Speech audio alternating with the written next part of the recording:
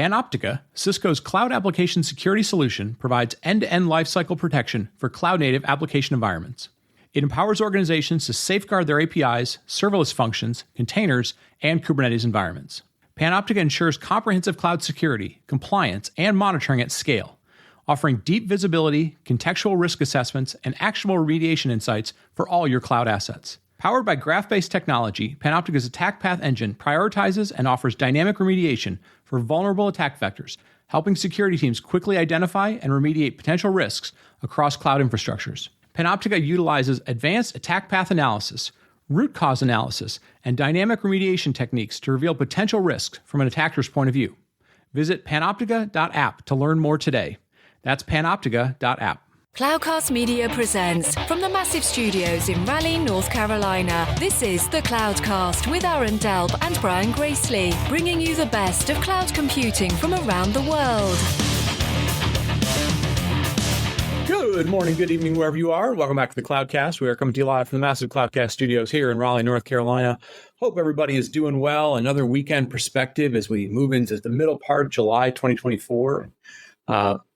One of the things I've been thinking about lately, and obviously we've been covering AI quite a bit, the new sort of generative AI era that we're into, and AI in general, is so much of the conversation, so much of the dialogue, so much of the narrative that's going on. It's very public cloud centric. And, what is Facebook doing, or what is Meta doing? What is Google doing? What is Amazon doing? What is Microsoft doing, and others? And we don't really talk a whole lot about, how this impacts essentially private cloud, if you will, or just AI on premises. And I think a lot of that discussion is partially because there's so many headlines about who is creating models, right? So is OpenAI creating a great model that runs in Azure? Is Google creating a great model with Gemini?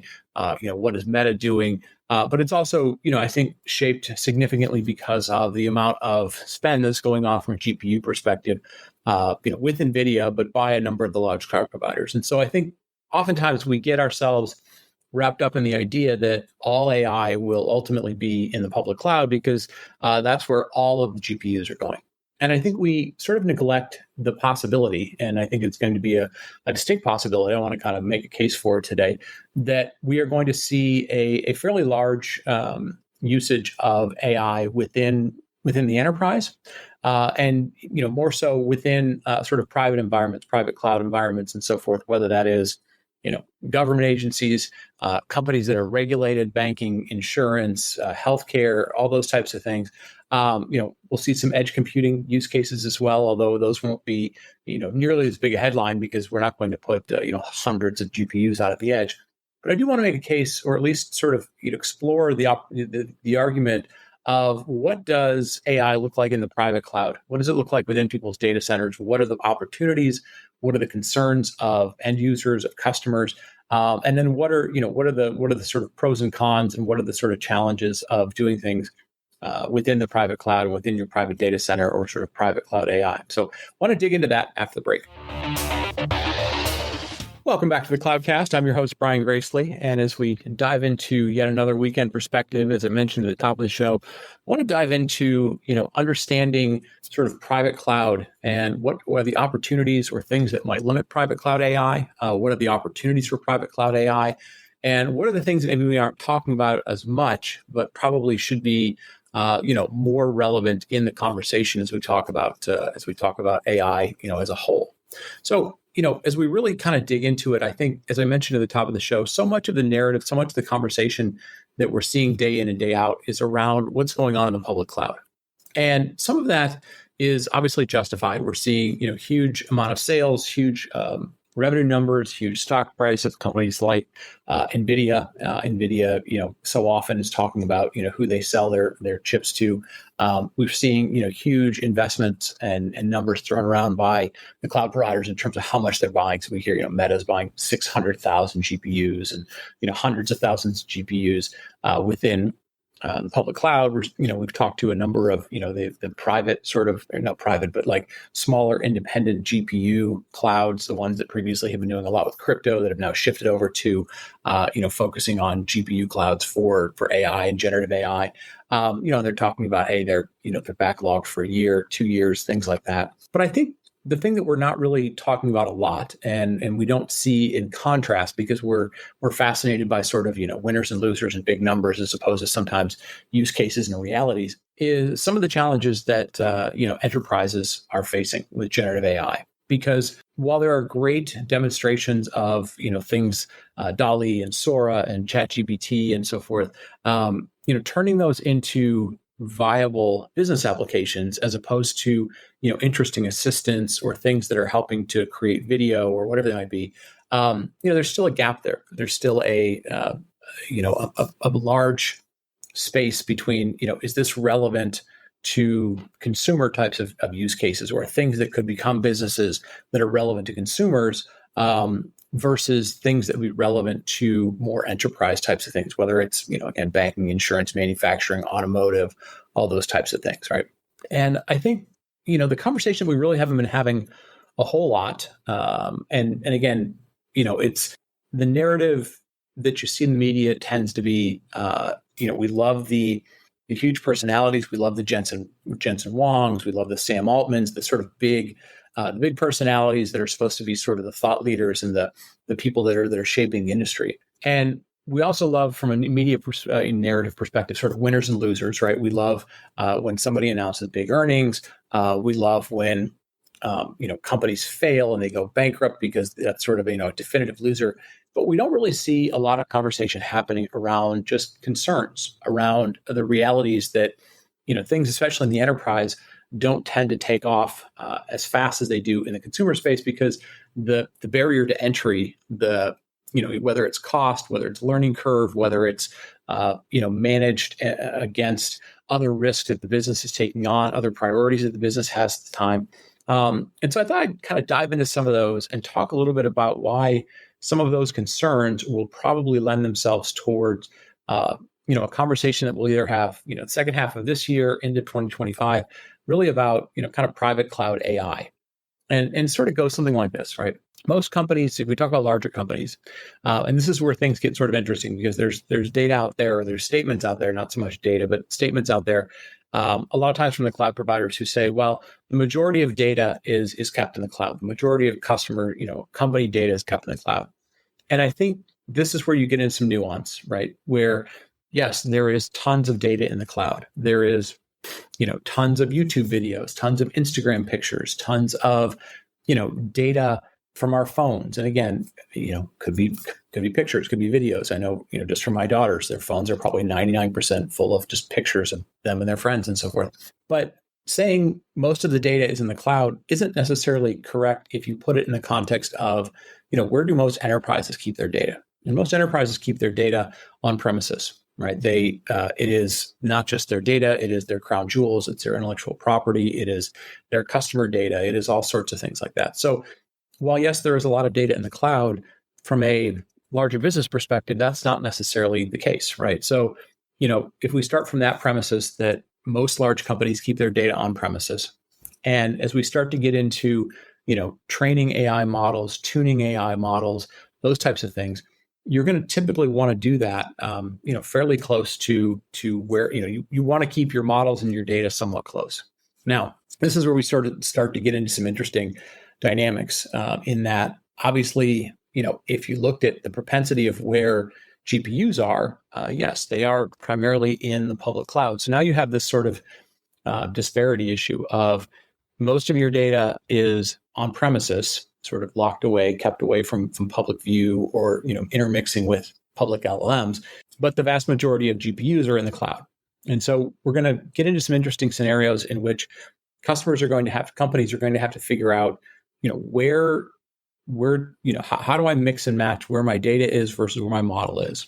Are we going to see people move data into sort of private, secluded, walled off environments in the public cloud to get access to GPUs? So if they do their own training of models, versus some sort of scenario in which they do some sort of augmentation of their model. So something like RAG, right? Retrieval augmented generation. So that's one of the first issues that kind of has to get resolved is where does data reside versus where do GPUs reside? And again, this could become one of the big issues in terms of obviously NVIDIA has huge market share, lots and lots of developers that have to do things with GPUs, again, whether this was gaming or crypto or other types of things, know how to use the software stack that's around NVIDIA. And, data scientists have been trained on this for a while. But does this become a way in which, as companies like Intel and AMD start to look for market share in the GPU space that right now NVIDIA has a huge moat for, does the enterprise, does on-prem, where customers have huge ongoing relationships with AMD and Intel, having bought servers from them, whether it was directly from them or through a Dell or HP or Cisco or Supermicro, does this offer an opportunity for them to find initial market share? Because NVIDIA GPUs are very, very hard to find, but B, there may be opportunities for them to work through some pricing issues or other types of things at different scale that open up some opportunities for Intel and Dell or Intel and AMD. That's a possibility. I think the next thing is, as we're seeing more and more generative AI models, so large language models, for example, there's going to be far less kind of large scale training of models than we saw in the past. We're seeing that those costs, those burdens being taken on, especially for initial consumer uses by the Metas, the Facebooks, the OpenAIs, the Googles of the world, the Amazons of the world. But from an enterprise perspective, they start to get into some different dynamics. If they are able to take a baseline model, whether it's Meta's model or Mistral's model or the IBM Granite models or Databricks' model, whichever sort of starting point they have, which are kind of targeting more enterprise starting points, right? There's lots of information there. And they then have to fine tune them. They may not need nearly as many GPUs as you would to build the model from scratch, right? The $100 million model, the $200-300 million model.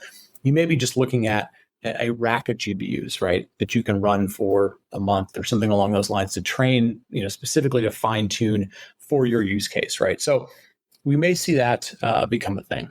Then we start to really get into the data concerns that enterprises have, right? If you talk to most enterprises, right now, as excited as they will be around AI use cases, and many of them are exploring this, whether it's, co-pilot types of things, trying to help developers, lots of things targeting things like call centers and kind of assistants and so forth. But so many of them look at those as going, okay, well, if I interact with those, the thing that I'm really kind of exposing to the business is really kind of my documentation, right? Like, how do I go about solving an HR problem? How do I go about resolving a common call center type of thing? But they're not necessarily exposing critical needs to be secure data, and so they have huge concerns over allowing the things from their business, whether they are expertise in their business or kind of internal data from their business, to be mixed with these LLMs, because they don't have enough experience with them. There's not enough kind of anecdotal data out there in the world to figure out, like, how exactly does it work? What does it do when it ingests my data? What does it do when it ingests my prompt engineering? And how much of that, if done properly, could sort of be leaked, if you will, or kind of re-engineered by somebody else going, I'm going to try and figure out what JP Morgan or Ford or Delta or somebody else is doing with large language models. Let me see if I'm a competitor of those, or if I'm a hacker, if I could start to expose some data that might have been introduced into an OpenAI model or some other model that's out there, right? Not making any distinct claims, but those concerns and conversations are happening. And so you've got that concern in terms of maybe instead of using the open and public model, not the public models, whether they're open or not, kind of doesn't matter. But do I want to make a distinct sort of line in the sand? Do we want to have a policy that says we will not interact with them, for example, right? We don't want our teams to necessarily interact with them. So that's a distinct concern. The second concern has everything to do with sort of the problem of hallucinations, or the reality of hallucinations with generative AI and large language models, right? People are starting to come around to the reality that that's kind of how the models work, right? We call it a hallucination. It is, hallucination is sort of a big scary word for that's how large language models work. They take the input that you give it, and they do their best to make a guess of what the answer should be, right? And they've got various mechanisms to figure out how to try and ground that or bound it to some other known source of truth. But in some cases, when you're asking it to create something, to generate generative, it's making its best guess at what the next word should be, what the next paragraph, what the next concept should be. And so, there are a lot of enterprises that are concerned about, well, what's the level of consistency that creates, right? So there's obviously the basic concern of like, this will, create something that's incorrect. And we've seen examples of that. And those examples will continue to pop up. And there's ways, I think, to manipulate them to get them to, say weird things like you should, glue your cheese to your pizza. But, from an enterprise perspective, they are concerned about, they are concerned about the sort of wild things that are wrong, but they're also concerned about the minutia things that might be slightly incorrect. And they realize that, yes, even when we train humans to do certain tasks, they're going to get things wrong, and they're going to get things sometimes wildly incorrect, sometimes partially incorrect. And some of that will depend on how well you train them, how experienced they are, what's the scenario that they're put into. Is it stressful? Is it common everyday types of things? But they don't yet know what that level of accuracy can be. And I don't think they know how to necessarily know how to predict what that accuracy can be. So if you told them today, look, it's going to be 99% accurate, they probably could make some sort of decision as to, how will we use it? How comfortable are we with using it? And then when those problems arise, like, how do we go about fixing them, right? In the same way that if, one of your human workers makes a mistake and somebody takes action based on that, or, kind of pulls a Karen and says, hey, can I talk to the manager? I think this is incorrect. Or I think the scenario has arisen that, we have a problem here, right? Like, I'm getting incorrect information or invalid information. You put things in place that allow you to escalate that to somebody with higher authority, greater knowledge, whatever that might be. But I don't think they know right now, like, is it 99%? Is it 93.6%? Is it 85% in some scenarios and 99.9% in other scenarios? I think that variability is what we're hearing from a lot of enterprises, that they're not exactly sure what to do with these generative AI models. And so what that puts on them is, if they're experimenting out in public, and they're not exactly sure how their data works and what happens when it interacts with these public models, many of them, in conversations that I've had over various types of events and other things, they're looking for ways to experiment, but they're looking for ways to experiment that aren't necessarily in the public eye, or that could be sort of semi-traced through the public markets, right? So, for example, if they wanted to test out, a new chatbot, some sort of intelligent assistant, whatever it might be, whatever the use case might be, maybe augmenting an application, they're looking for ways to say, I want to experiment with it. I want to be able to build my own benchmarks. I want to be able to use people within our own company who have expertise on this, to give us human feedback, just like, sort of the human feedback that we see in other systems. But they're looking for ways to sort of, again, really kind of experiment. And because, again, you don't necessarily know what the baselines of those should be or the best practices should be, the idea of, private models, doing things on premises, doing it with your own data, all those things are appealing to companies in terms of saying, look, if I don't know what I'm doing, I don't necessarily want to make mistakes. It's human nature not to want to make mistakes, but I also sort of want to know what's the blast radius of my failure is going to be.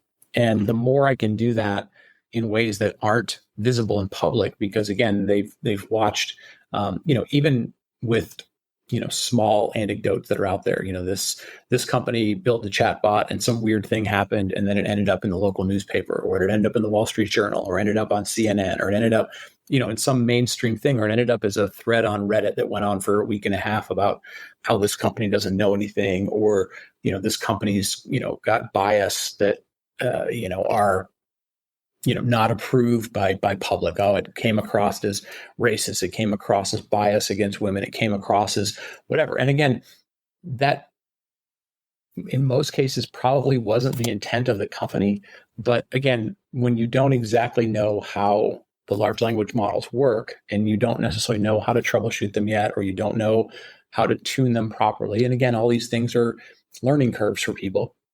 There's a lot of concern and hesitancy. And again, one of the things that I've heard over and over again is this interest in saying, well, are there ways to mitigate those things? And there are going to be, interest in conversations and experimentation about how to do that at a technology level. So, are there ways to eliminate, quote unquote, eliminate or reduce hallucinations? But there's also going to be ways to do that from practical level of saying, if our data doesn't mix with these other things, we feel better about that. If we can internally kind of be our own dev and test, as opposed to something that gets more exposed in the public domain, that's interesting to us as well.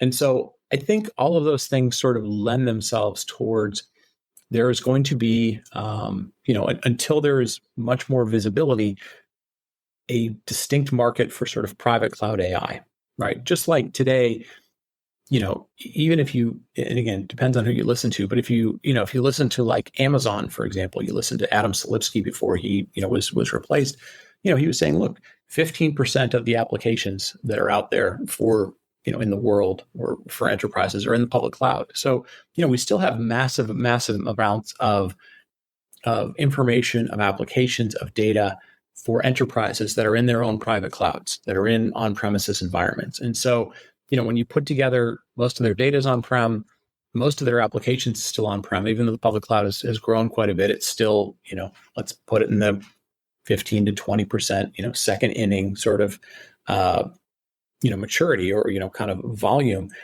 It lends itself to, there are so many more opportunities on premises in the private cloud for things like AI. Now, again, it still has to work through some stuff like, can you get GPUs on-prem? Can you manage those very well? Are they things that, because of the cost of GPUs, that people are going to invest in? Again, maybe smaller footprints. But those are also the sort of dynamics that, lead to changes in what we know about how something works and new innovation coming along. So this may be opportunities in which we'll see, lower cost GPUs because, it's not just NVIDIA, it's AMD and Intel and maybe something else that comes along. Maybe we see different ways in which we train models in terms of being able to better control things, to have visibility into how they work in terms of, how to determine hallucinations in terms of volume or percentages and all those sorts of things. And some of it is just going to be the natural kind of ebb and flow of certain things, because they're low-hanging fruit, because there's mass adoption, will happen more in consumer because people get sort of an immediate buzz from them. They get an immediate dopamine hit from, oh, okay, cool. I was able to do this thing, like the first time ChatGPT came out, versus what enterprises adopt, which just typically has taken longer. 5 to 7 years is not unusual to see technologies sort of filter their way into enterprises. And enterprises looking for more of a, short-term and long-term ROI, because again, they've got plenty of other priorities that they're working against. So anyways, it's not a, prediction per se of how big the private cloud AI market is. But I think when we step back, away from some of the headlines, away from some of the, sort of the biggest names and biggest personalities, and look at the realities of enterprises, of corporate businesses, trying to figure out how do we harness the power of this new technology. It's very, very interesting to us, but we also have to balance that against concerns about privacy and concerns about, data loss, in terms about reputation of the business and all those types of things. I think they lend themselves to a very distinct possibility that private cloud AI while it may not get all of the headlines today that we see so much around public cloud, may very well be kind of the first and second wave of how AI gets into the enterprise outside of some of the sort of low-hanging fruit use cases. Again, the software developer assistant, kind of co-pilot types of things, or, augment the chatbot that works in my call center, along those sort of things. So anyways, I'll wrap it up with that. Just some thought around, kind of a different perspective on how we think about AI and public versus private nature of those things. So with that, I'll wrap it up. Hope everybody's doing well. Thank you all for listening. Thanks for telling a friend. Thanks for helping us grow the community. And if we can help with anything, show@thecloudcast.net is the email that you can reach us at. You can also reach us on DMs on Instagram and Twitter and all the other places that we publish the show. We're on YouTube if you're watching this on YouTube. So with that, we'll wrap it up and we'll talk to you next week. Thank you for listening to The Cloudcast. Please visit thecloudcast.net to find more shows, show notes, videos, and everything social media.